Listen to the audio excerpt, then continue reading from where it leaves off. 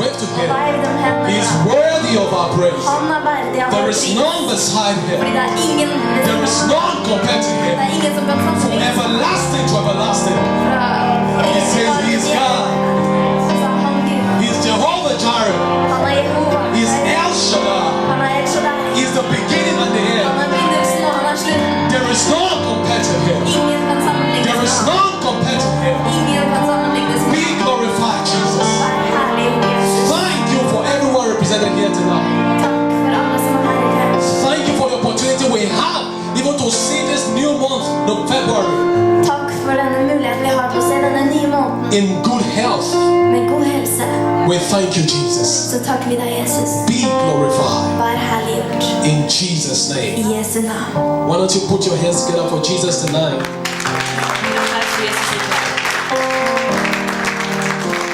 Hallelujah.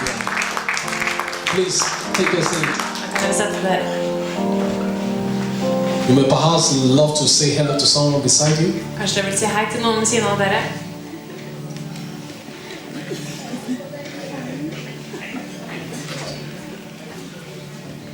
Hallelujah, Jesus.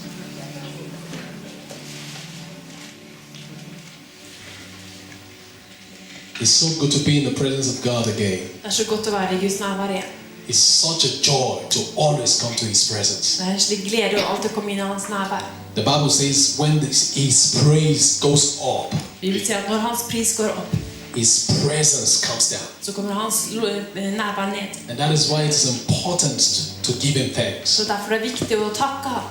It is important to praise Him. Det er viktig å prise ham. Our situation notwithstanding, Våre situasjoner kan ikke stå imot det. you might not be where you want to be now, Kanskje du ikke er der du vil være akkurat, but you are not where you used to be. men du er ikke der du pleier å være. There has been a shift. Det har blitt en There forandring. has been a change. Det har vært en forandring. And that change Og den forandringen shall be an everlasting change. skal være en In the evigvarende name of forandring. Jesus. I Jesu navn. The Bible says in the presence of God there is fullness of joy. Bibelen sier at i Guds nærvær så er det fullkommen glede. And at His right hand there are pleasures forevermore. Og ved hans høyre hånd er det nytelse for alltid. People that carries the presence of God, Mennesker som bærer på Guds nærvær, they are pressure free. de lider ikke under det presset. People that carry His presence. Mennesker som bærer på hans nærvær. Hallelujah. You don't need to be pressured by the situations of life Vi trenger ikke bli presset av livets vanskeligheter, because you have His presence. fordi du har hans nærvær. His presence will take away every pressure. Hans nærvær vil ta bort alt trykk, Hallelujah. all motstand. His word. Han er verdig. Well, tonight I want to share with us a little bit I kveld så vil jeg dele litt about a topic I have captioned to be om et emne som jeg har valgt å sette på, added value to the kingdom. å legge til verdi til kongeriket, Added value to the kingdom. å legge til verdi til Guds rike. God has a plan in this end time, Gud har en plan i denne endetiden, and it's that we should dominate our world. og det er at vi skal dominere vår verden. The plan of God in this end time Guds plan i denne endetiden is that we should dominate our world er at vi skal dominere vår verden and to manifest the glory of God. og manifestere Guds herlighet.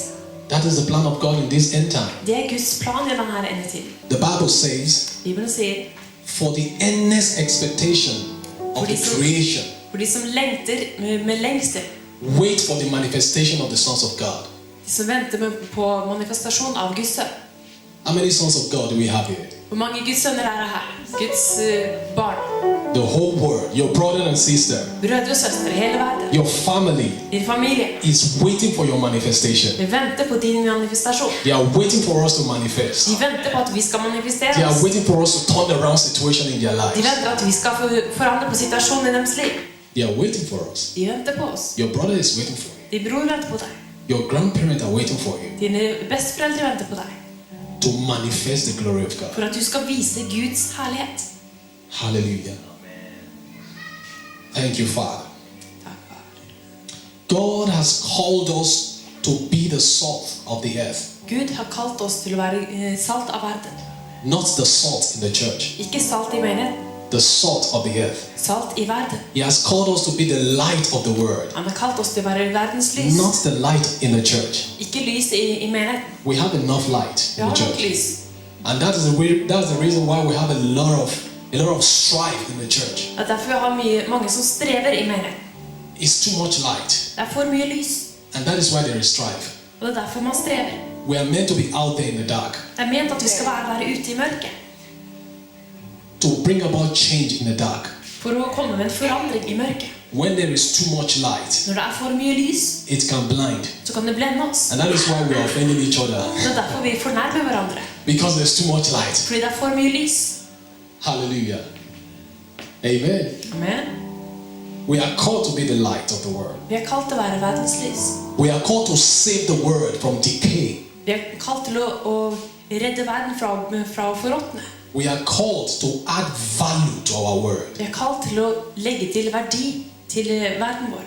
We are not called to be spectators, but we are called to be participators. Vi er ikke kalt til å bare se, men vi er kalt til å delta. Jesus was speaking to his disciples one day. Jesus talte til sine disipler en dag. He said to them, I have chosen you. You have not chosen me. Han sa, jeg har valgt dere. Dere har ikke valgt meg. I have appointed you. Jeg har utpekt dere. I have selected you Jeg har valgt dere to go and bring forth fruit. til å gå og bringe frukt. As every one of us has received the gift, Slik alle av oss har mottatt en gave. even so we minister to one another. Slik så tjenestegjør vi til hverandre. 1 Peter 4:10. 1. Peter As every one of us 4:10, som alle av oss has been given the gift, har blitt gitt en gave. even so minister it to one another Slik at vi kan tjenestegjøre in til the hverandre manifold grace of God. In the grace of God. i Guds nåde. Every one of us is a minister Alle sammen av oss er en tjener in our different capacity. i vår forskjellige kapasitet.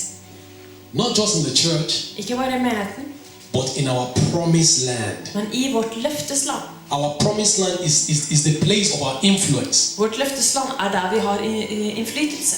It's not Canaan. Det er ikke Kanaan. Our promised land is the place of our influence. Vårt løftesland, det er der vi har innflytelse. Not just the church. Ikke bare menigheden.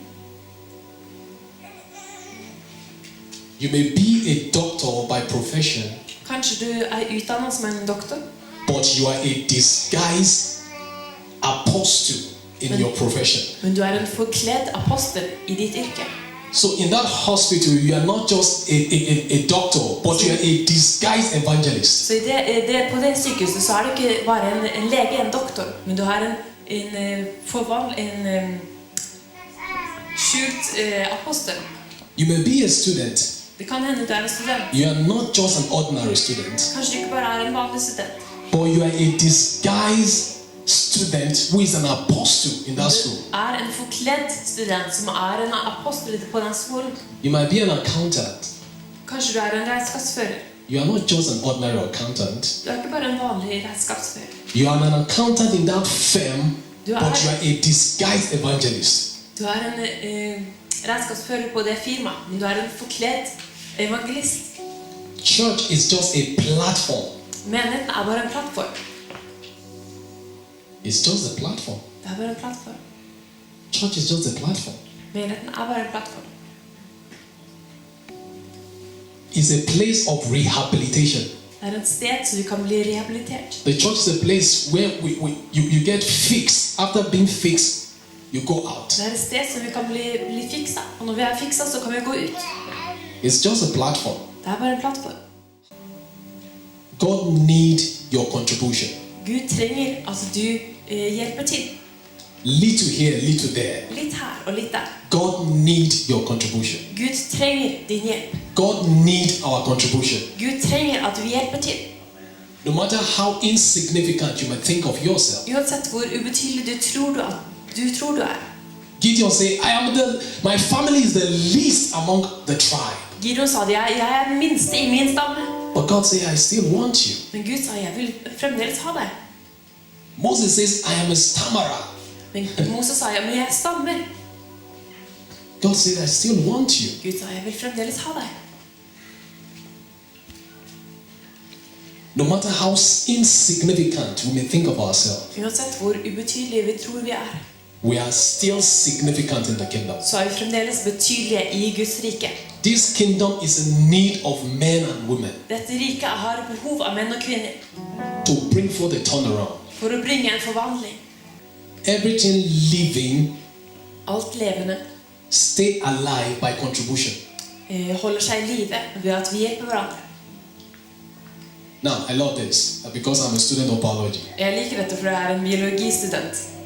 The plant Plantene, contribute de gir carbon dioxide. karbondioksid. The animal Dyrene, contribute oxygen de gir oksygen to the atmosphere. til atmosfæren. The plant need the animal to survive. Plantene trenger dyrene for å overleve. The animal need plant to survive. Dyrene trenger plantene for å overleve. The plant emit oxygen from the animal, Plantene tar oksygen fra dyrene. and the animal emit carbon dioxide Og dyrene tar karbondioksid from the plant. fra plantene. Contribution, De hjelper hverandre. mutual contribution. En felles hjelp. They continue to be alive because of their contribution. De fortsetter å være i live fordi de hjelper hverandre, gir hverandre. Those are the two classes of living thing we have, plant and animal, if you know biology a little Det er de bit. to tingene som vi har levende, dyr og planter. And so they stay alive by consistent contribution. Så de holder seg i live ved at de hjelper hverandre. If you and I were not contributing to the advancement of the kingdom, we are not alive. Hvis du og jeg ikke hjelper til med at kongeriket går fremover, We are not alive. så er vi ikke i live. If we are not contributing to the advancement of the kingdom of God, we are not alive. Hvis vi ikke gir noe for å få Guds rike til å komme fremover, så er vi ikke i live. And this is not only limited to church. Og det er ikke bare begrenset til menigheten. What we do out there. Det vi gjør der ute. The church, as we say, is a platform. Menigheten, som vi sier, er en plattform. If we are not contributing Hvis vi ikke hjelper to the advancement of the kingdom, til at Guds rike skal marsjere fremover, which means we are not living, det betyr at da lever vi ikke. because everything living contributes. For alt levende, det gir, det hjelper. And so we need to possess the contribution spirit tonight. Vi trenger å ta tak i denne ånden av å gi, det å hjelpe til. In order to effect a change in our generation. Sånn at vi kan få en forandring i våre liv. Amen. The question is, what am I adding Spørsmålet er, hva er det jeg legger til? to effect a change? Til å påvirke en forandring. Now, Nå, what am I adding? hva er det jeg legger til? Your worth in life is not what you have, it's what you add to the kingdom. Din verdi i livet er ikke det du har, men det du legger til i kongeriket. Your worth in life is not what you have, but it is in what you add to the kingdom. Din verdi i livet er ikke ved det du har, men det du legger til i Guds rike. What you have is your cup of coffee, Det du har er en kopp kaffe, but what you add men det du legger til is your worth. er din verdi. Hallelujah. What you have is your cup of tea. Det du har er kanskje en kopp kaffe, en kopp te. What I have is my cup of tea. Det jeg har er en kopp te. But what I add Men det jeg legger til is what determines my worth. er det som får å si min verdi. And Jesus says, Og Jesus sa, behold, I come quickly, få se, jeg kommer snart, and my reward is with me, og min belønning er med meg, to give to every man til å gi til hvert menneske, according to thy works. ifølge deres arbeid. I come quickly, Jeg kommer fort, I come soon, jeg kommer snart, and my reward is with me, og min belønning er med meg, to give to every man for å gi til hvert menneske, according to their works. ifølge deres arbeid. Revelation 22 verse 12. Åpenbaringen 22:12.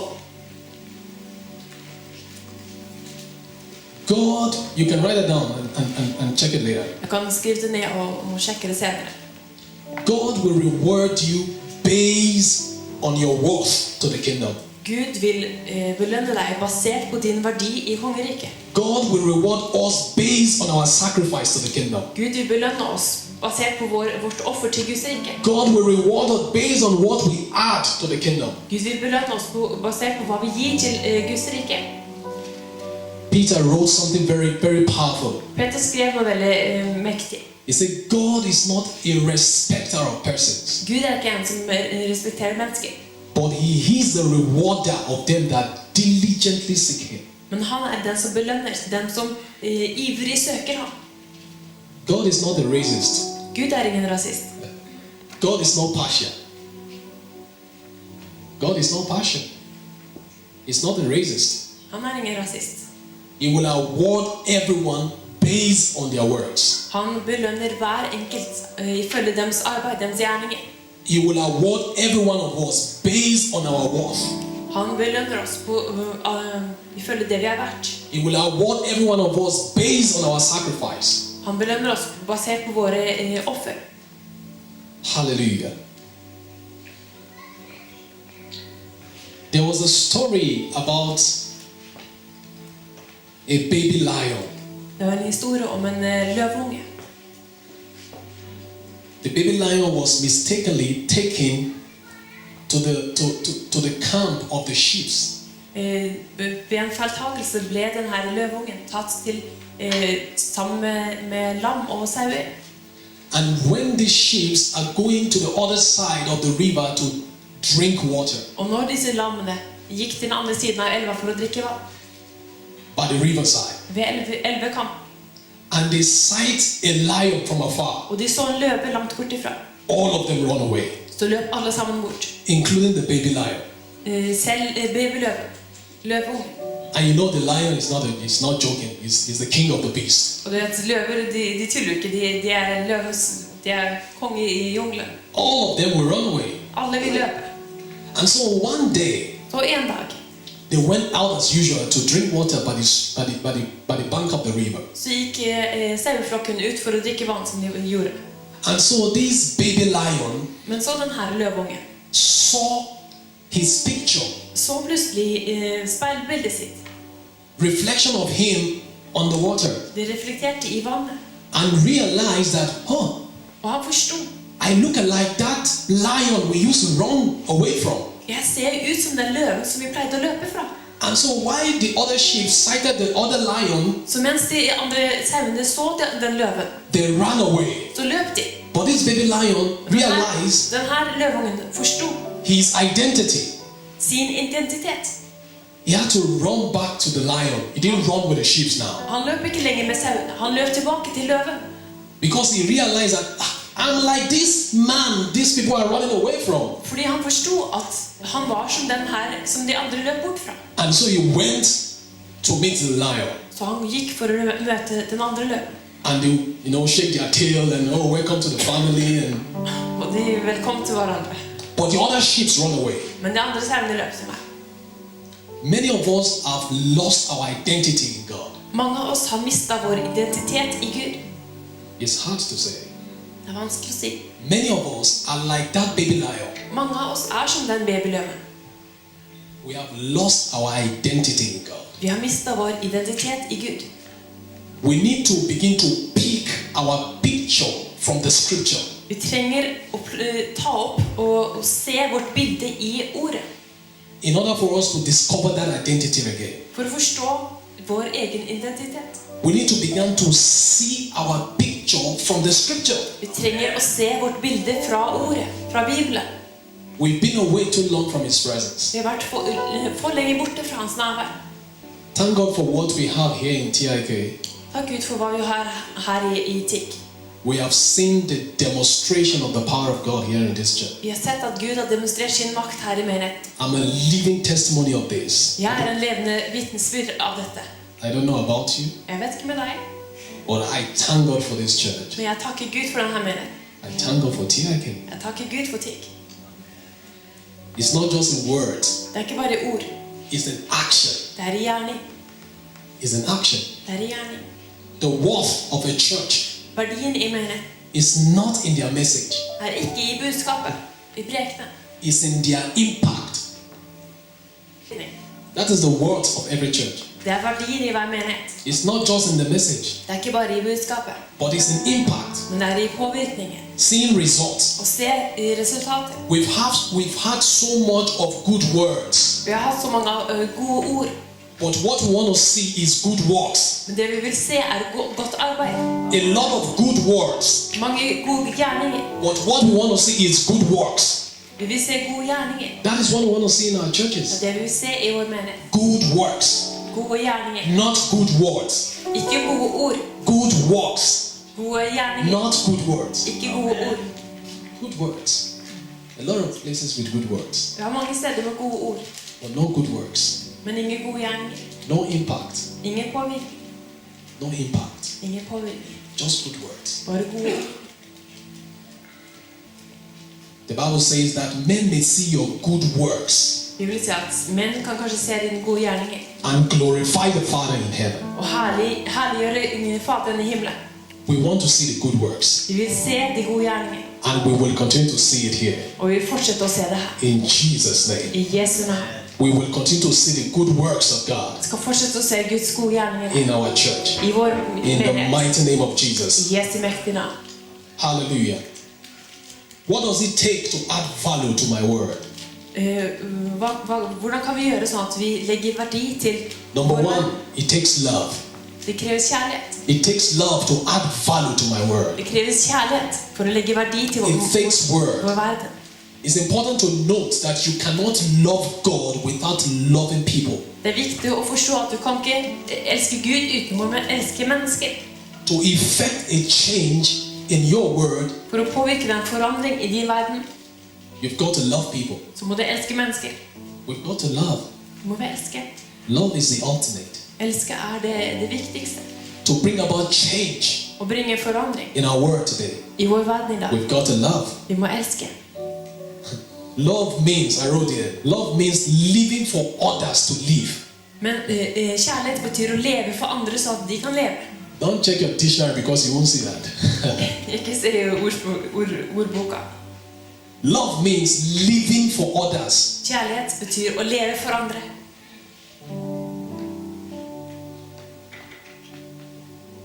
Living for others to live. Leve for andre så de kan leve. Which means such person is not thinking of suicide. Det betyr at en sånn person tenker ikke på No, selvmord. you are not thinking of suicide. Tenker ikke på selvmord. Because you are living for others to live. Fordi du lever for at andre skal leve. Because you want to show love to them. Fordi du vil vise kjærlighet til dem. You can't kill yourself. Du kan ikke ta livet ditt. It's not deg selv. possible. Det er ikke mulig. Because if you kill yourself, so many people will die after you. For hvis du tar livet av deg selv, så er det så mange andre som vil dø etter deg. Number two, it takes faith. Nummer 2, det kreves tro. It takes faith to change the world. Det kreves tro for å forandre verden. It takes faith to bring about change. Du må ha tro for å bringe forandring. It takes faith for you to manifest the power of God. Du må ha tro for å manifestere Guds kraft. It takes faith for you to be a blessing to your family. Det kreves tro for at du kan være en velsignelse til din familie. It takes faith. Det kreves tro.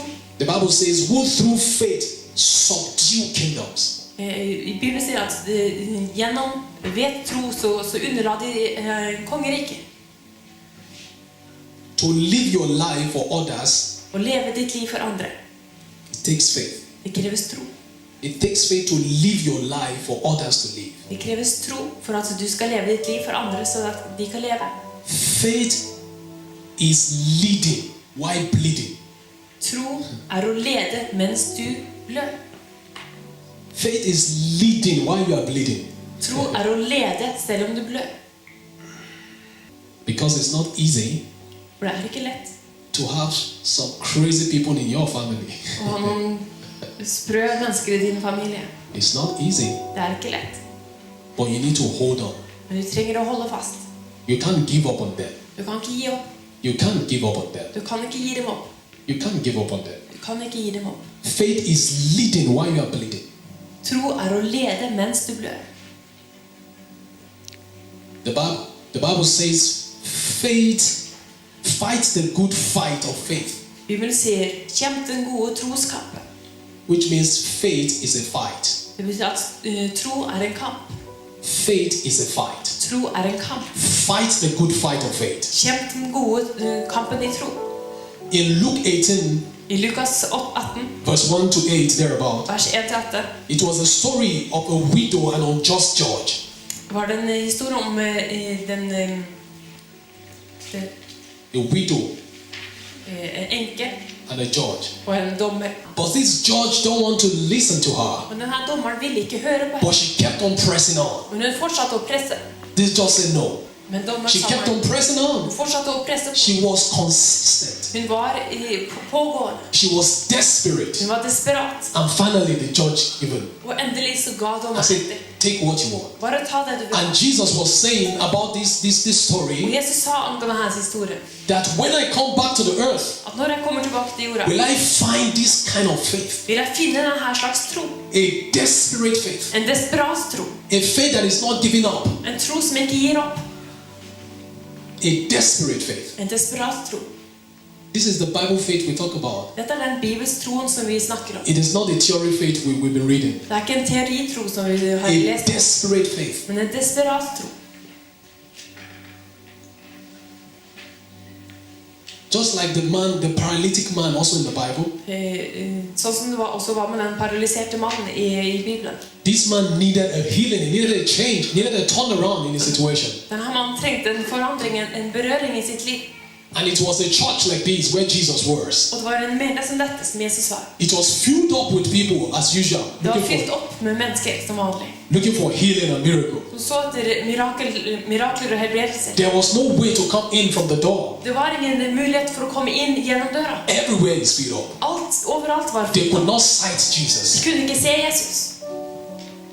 Now look at what these men did. Men se på hva disse mennene gjorde. They tear off the roof De lagde hull i taket. just to get access to Jesus. Bare for å få adgang til Jesus. Because they knew when they see Jesus, they will experience their healing. For de visste at når de så Jesus, så ville de få sin helbredelse. They tear up the roof. De rev i stykker i taket. When I was reading about it, I was saying, man, these guys are crazy.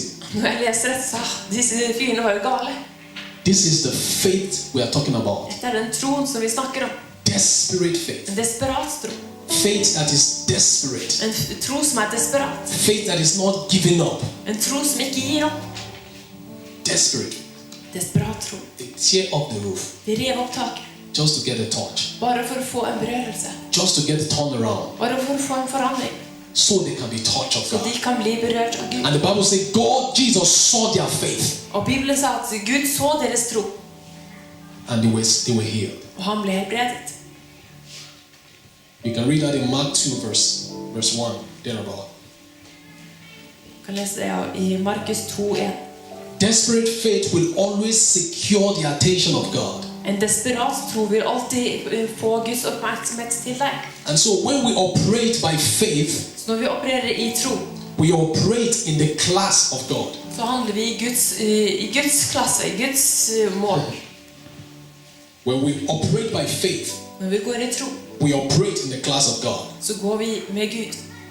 It's important for us to note tonight Det er viktig for oss å se i kveld that every dead situation is reversible by faith. at hver død situasjon går an å snus.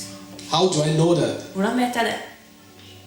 They said to Jesus, if you were here, De sa til Jesus at hvis du var her, our brother Lazarus så ville ikke vår bror Lazarus, would not have died. han ville ikke ha dødd. And Jesus says, he's not dead, Og Jesus sa, men han er ikke død, he's sleeping. han sover. He's not dead, he's sleeping. Han er ikke død, han sover. A dead person of 4 days. En person som hadde vært død i 4 dager. Jesus says he's sleeping. Jesus sa at han sov. And he went further and said, only if you believe, Og han gikk videre og sa, bare hvis du tror, your brother will live again. så kan din bror leve igjen. There is a lot about believing God. Det er mye om å tro Gud. And I begin to wonder, Og jeg begynner å lure. why is it not happening with us? Hvorfor skjer det ikke med oss? We have seen it in the Bible. Vi har sett det i Bibelen. We have seen it in other part of the world. Vi har sett det i andre deler av verden. Why is not happening here? Hvorfor skjer det ikke her? It's believing. Det er å tro. It's believing. Det er bare det å There tro. must be something wrong with our believing. Det må være noe feil med vår tro. I was hearing the testimony of a woman. Jeg hørte en vitnesbyrd om en kvinne. Now this is real. Dette er virkelig. Of her only son Av hennes eneste sønn, who was hit by a car. som ble påkjørt av en bil. And they took this boy to the hospital, Og de tok denne gutten til sykehuset. but it was too late. Men det var for sent. The doctor confirmed that this boy is dead. Legen sa at denne gutten er død. 11:30, dead. 11:30 så bekreftet han at gutten var død. This woman said it's not possible. Denne kvinnen sa, nei, men det er This ikke is mulig. my only son. Dette er min eneste sønn. My son cannot die. Min sønn kan ikke dø. It's not possible. Det er ikke mulig. She was weeping. Hun gråt. They told her, just drop this boy in the morgue De sa til henne, bare ta denne gutten til likhuset. because it is finished. Fordi det er bare ferdig. Someone said, no, it's not possible. Kvinnen sa, nei, det er ikke mulig. She was so confident of herself. I don't know Hun where var så the confidence sikker på come seg from. selv. Jeg vet ikke hvordan sikkerheten kom fra. And she took this dead boy home. Og hun tok denne døde gutten hjem. She don't want to accept that this boy is dead. Hun ville ikke akseptere at denne gutten var død. Now her elder sister told her, okay, let's take him to another hospital. Og hennes eldre søster sa, men vi kan ta ham til et annet sykehus. And they took this boy to another hospital. Og de tok denne gutten til et annet sykehus. Confirmed dead in the second hospital Og igjen ble han bekreftet død i denne andre sykehuset. at 1:20 thereabout, Rundt the midnight. klokka The 1 på morning natta. there. Confirmed dead. Bekreftet død. But this woman refused. Men her kvinnen nektet. Say, my son cannot die. Min sønn kan ikke dø. Say, my son cannot die. Min sønn kan ikke dø. This woman picked the baby Denne kvinnen tok sønnen and sin gave it to her sister. og ga han til And while they henne. were going home, Og mens de gikk hjem, this woman was praying, så ba denne kvinnen, you shall not du die, skal ikke dø, but you will men live du skal leve to fulfill. og fullføre. Sorry, it's too hard. The glory of God. Kjærlighet. I feel aggressive. I feel desperate in my Jeg heart. føler meg desperat aggressiv i mitt hjerte. This woman kept on confessing the word of God. Denne kvinnen fortsatte å proklamere She kept on reminding God of His promises. Hun fortsatte å påminne Gud om hans løfter. But the boy didn't wake up there. Men gutten våkna ikke da. How sad. Det var trist. But when they got home, Men når de kom hjem, this woman didn't give up. så ga ikke denne She kvinnen opp. laid the boy on the bed Hun la gutten på senga, and she lay beside the boy og hun la seg ved siden av and gutten. she kept on praying Og hun fortsatte å ba. and praying Og ba. and praying. But there was nothing. Det skjedde ingenting. But in the morning around 7, Men på morgenen klokka this boy sneezed out to life. så nøs denne gutten He wake up til liv igjen. after so many hours. Etter så mange timer. 7 in the morning, 7 på morgenen, this boy woke up. så våknet denne This gutten. is life story I'm telling you. This is Dette er en life thing that happened. virkelig ting som skjedde. En virkelig historie som er. This thing works. Disse tingene fungerer. It works. Det fungerer. It is happening. Det skjer. A dead boy confirmed En død by gutt som two bekreftet doctors. død. Av to leger. Two doctors. It can't be a mistake. To leger, det kan ikke være en feil. It can't be a Det coincidence. kan ikke være en feiltagelse. It can't be a planned work. Det kan ikke være en planlagt ting. If one of them, okay, he made a mistake. The Hvis en second av one dem, cannot make de mistake. kunne kanskje gjort en feil, men to av dem, It's not coincidence. det er ingen He tilfeldighet. jacked up to life. Han kom til liv igjen. This man was desperate Denne kvinnen var desperat. that my boy cannot die. At min Gud kan ikke My only boy cannot Min die. eneste sønn kan ikke It dø. is not Det possible. er ikke mulig. This word is real. Dette ordet er virkelig. Jesus says, the word I have spoken to you, they are life Gud sa at det ordet jeg har talt til deg, det er and liv, they are spirit. og det er sannhet. They are life and they are spirit. Det er ånd og sannhet. They are life and they are spirit. The reason why we don't see it is because we don't believe it enough. Grunnen til at vi ikke ser det, er at vi tror det ikke nok. 3 weeks ago, why was they having our 21 days prayer and fasting? Og 3 uker siden, når vi fremdeles hadde bønn og faste dagene våre, We're supposed to have a prayer here on Thursday. så skulle vi egentlig ha bønnemøte her på torsdag. And in the morning, I wake up with a very terrible stomach ache. Og på morgenen så våknet jeg med en veldig magesmerte. I have never had that before. Jeg har aldri hatt den smerten før, And I was wondering, og jeg lurte. because before that day, we're having prayer and I was leading prayer. For dagen før så ledet jeg bønn, og vi hadde også bønnemøte da. And I was saying to everyone there, I cannot be sick. Jeg kan ikke bli syk. It is not possible for me to sick. Det er ikke mulig for meg å bli syk. So I was thinking maybe the devil will say, okay, I will show you that you can, I can attack you. Så var det bare en tanke at ja, kanskje djevelen ville vise meg at jeg kan faktisk angripe deg også. And so I wake up this morning with terrible pain in my Så stomach. jeg våknet dagen etter og hadde en forferdelig magesmerte. I I didn't think about it. Jeg tenkte ikke på det. As usual, it will go. Som vanlig så sa jeg, men det But vil forsvinne. this pain refused to go. Men denne smerten ville ikke gå. We went to Pastor Joseph's place. Vi dro til Pastor Josefs I was hus. still having this ache. At det fremdeles denne magesmerten. It was so severe. Det var så vondt. I couldn't tell my wife because she can get scared. Han fortalte ikke meg engang, for jeg kunne bli redd. I just managed the pain. Jeg bare holdt på smerten. And I was thinking in my mind, I'm not sure I will come for prayer this evening. Og jeg tenkte med meg at det er ikke sikkert jeg kommer på møte i kveld. But I thought that there is balm in Gilead. Men jeg tenkte det er balsam i Gilead. The best place I can get my healing is in the house of the Lord. Den beste stedet jeg kan få helbredelse er i Guds hus. And so I made up my mind, Så jeg bestemte meg. I will come to church. Jeg skal gå på møte. And so we were at church that evening. Så vi var på møte den kvelden. The pain was still severe. Men smerten var fremdeles der. I was thinking, is it ulcer? I don't understand this pain. Jeg tenkte, hva kan dette være? Jeg skjønte ikke den smerten. And when we were praying, Og når vi ba, I ran to the toilet. så løp jeg på do. No, this pain. Her er denne smerten. But I'm going back to the Men jeg går church. tilbake til meg. I was not meant to take a prayer that Jeg night. skulle ikke egentlig ta og be den kvelden. But because of that, Men på grunn av det, I said I will not allow this pain to keep me from praying. så jeg vil ikke tillate denne smerten holde meg borte fra å be. And then I looked for a scripture Og så jeg etter et bibelvers that talks about healing. som snakker om helbredelse. And then I came forward here. Og så kom jeg fram hit. In fact, before I came forward, Faktisk før jeg kom fram, I was already praying there. så var jeg allerede der. I was praying, I was saying, Lord, Jeg ba også, Herre, I need a touch, Lord. jeg trenger helbredelse. I didn't want anybody to see me, Jeg ville ikke at noen skulle se meg. but it was so Men severe. det var så vondt. Later I knelt down. Senere så trengte Somebody jeg. would think I'm laying down praying. It was the pain. Dere kunne kanskje tro at det var at jeg knelte det for å be, men det It was var, really painful. det var virkelig smertefullt. And so I looked for this. I looked for a scripture Så jeg så etter et bibelvers that says, upon Mount Zion som sa, på Sions fjell there shall be så deliverance. skal det være forløselse. Upon Mount Zion there shall På be Sions deliverance. fjell skal det være forløselse. And I know I'm in Zion. Og jeg vet at jeg er So på why Sions fjell. can't I get my Så deliverance? hvorfor kan ikke jeg få min It is not helbredelse? possible. Det er ikke mulig. Then I began to pray. Så begynte jeg å be. Then I came down here and said, I'm going to take that prayer. Og jeg kom ned hit og ville ta That we den. will continue to experience the deliverance power of God in our church. At vi skal fortsette å Crazy oppleve things. den forvandlingens kraft i vår menighet. And some don't even know that even me taking that prayer, I'm already having pain in my body. Og noen av dere vet ikke at jeg fremdeles har den smerten når jeg ber fremdeles. And so I began to take the prayer. Og jeg begynte å lete den her. Let's begin to pray, La oss begynne å be. even with the pain there. Selv med smerten. Let's begin to pray that we can experience the power of God, deliverance power of God in our church. La oss be at vi skal oppleve Guds kraft i vår menighet. And so I began to pray, Laka pray, do shana gila Og jeg gadre. begynte å be. Before I finished the prayer, it has disappeared. Før jeg fullførte bønnen, så var det borte. It disappeared. Jeg forsvant. I can't find it. Jeg kan ikke se det. I can't find it. Jeg kan ikke finne det. This faith we're talking about, Den her troen som vi snakker om, it works. det fungerer. It works. Det fungerer. It's real. Det er virkelig. It's not mere words. Det er ikke bare ord. It is real. Det er virkelig.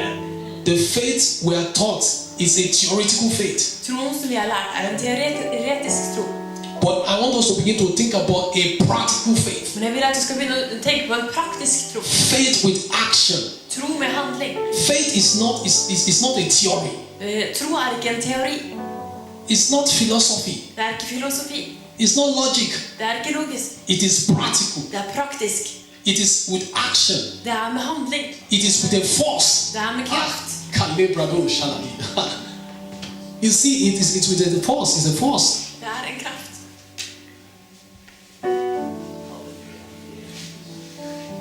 And that is why I know tonight Og det er derfor jeg vet i kveld that every situation at enhver situasjon in our life i våre liv that looks dead som ser død ut, is jacking back to life det kan komme tilbake til livet. in the name of Jesus. I Jesu navn. In the mighty name of I Jesus. Jesu mektige navn. Every situation with our family Hver situasjon i vår that we familie think it is dead, som vi tror er død, it is coming back to life det kommer tilbake i in livet. the mighty name of I Jesus. Jesu mektige navn. Every situation of our life Hver situasjon i vårt liv that looks as if there is no way out. som det ser ut som det ikke er noen løsning på.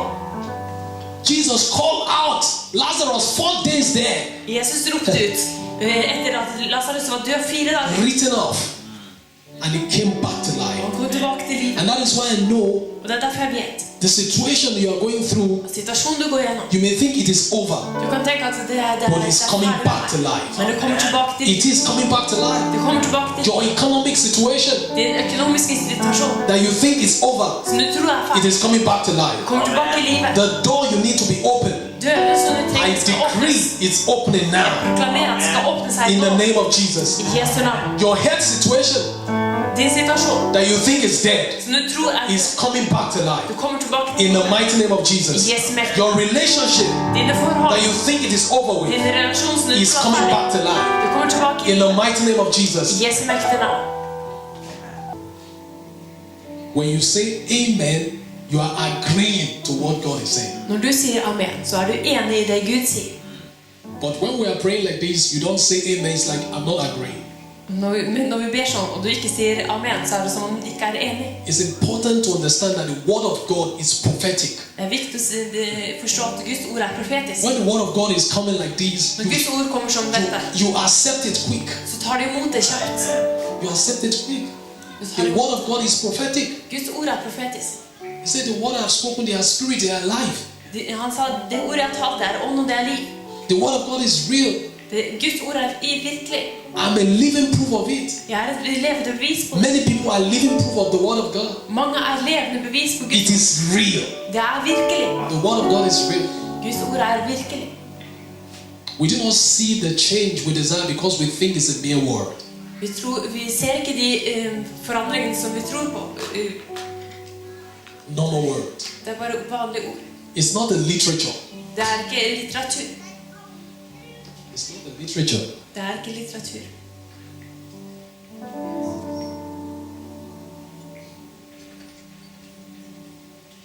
Number 2. Nummer 2. It takes determination. Number 3. Det kreves en bestemmelse. It takes determination. Det kreves en bestemmelse. Number 1, I say it takes love. Nummer 1 så sa jeg at det kreves kjærlighet. Number 2, I say it takes faith. Nummer 2 så er det kreves tro. Number 3, I say it takes determination. Nummer 3 er det en bestemmelse. Psalm 78, Salme 78, from 9 to 11. fra 9 til 11.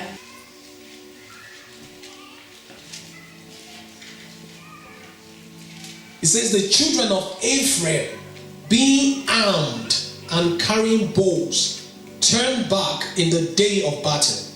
They did not keep the covenant of God. They refused to walk in his law and forgot his works and his wonders that he has shown them. Altså Salme 79, 9-11. Efraims sønner var væpnede bueskyttere, men de flyktet på stridens dag. De holdt ikke Guds pakt, og de nektet å vandre i hans lov. De glemte hans gjerninger og hans under, som han hadde latt dem se.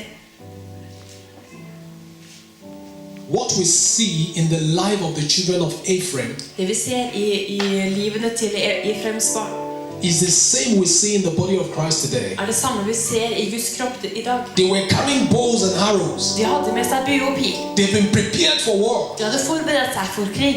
They've been trained and equipped. De hadde blitt trent opp og utstyrt. But they turned back in the day of war. Men de snudde seg og vendte tilbake. He said they refused to keep the covenant of God. Så de nektet å holde Guds pakt. They refused to walk in his law. De nektet å vandre i hans lov. And they forgot the works of God. Og de glemte Guds gjerninger. Many of us tonight Mange av oss i kveld, have been harmed vi har blitt utrustet med Guds ord. with the word of God. Med Guds ord. We've been empowered with supernatural gifts. Vi har blitt styrket med overnaturlige gaver. We experience the power of God. Vi har opplevd Guds kraft. Many of us have been to different Bible school before. Mange av oss har vært med i forskjellige bibelskoler. We have the knowledge of God. Vi har Guds kunnskap. We have the giftings of God. Vi har Guds gaver. But we are turning back in this time of war. Men vi vender tilbake nå som krigens dag har kommet. Because we are in the season of war. Fordi vi er i en tid av krig. We are in the time of war. Vi er i en tid av krig. And that is what that scripture is telling us about. Og det er det Kristus sier til oss. Now many of us are like the children of Ephraim. We have been empowered with the gospel. At mange av oss er som Efraims barn. Vi har blitt utrustet med evangeliet. And when the time is come for us to use what we have been empowered with, we turn back. Og når tiden har kommet til at vi skal bruke det vi er utstyrt med, så snur vi oss og vender tilbake. As every man has been empowered, Slik alle har blitt utstyrt, even so he used it så skal han bruke det to the glory of God. til Guds herlighet. What value Hvilken verdi am I adding er det jeg legger to the kingdom? til Guds rike? What value Hvilken verdi are you adding legger du to the kingdom? til riket?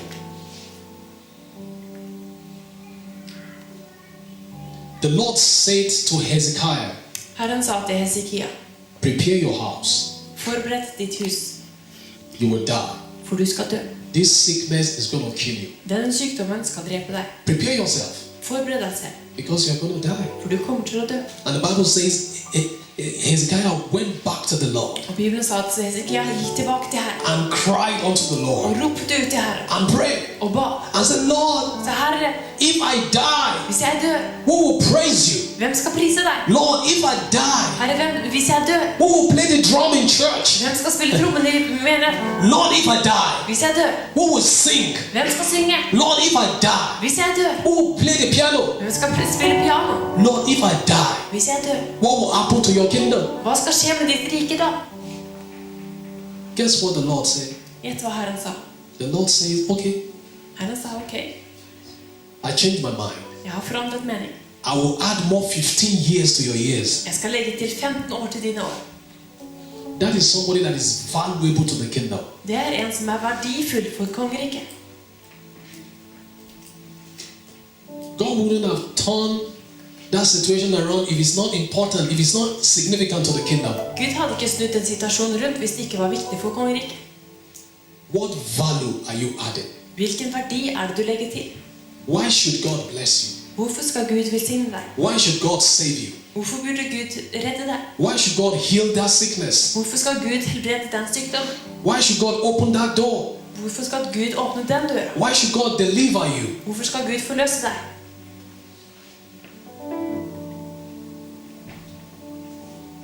Only those that are valuable to the kingdom enjoy all of this benefit of the kingdom. Bare de som er verdifulle nyter godt av alle disse løftene.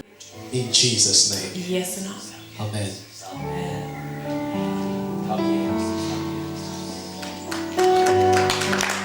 Yes, to Jesus. Hallelujah. Let's go. Hallelujah.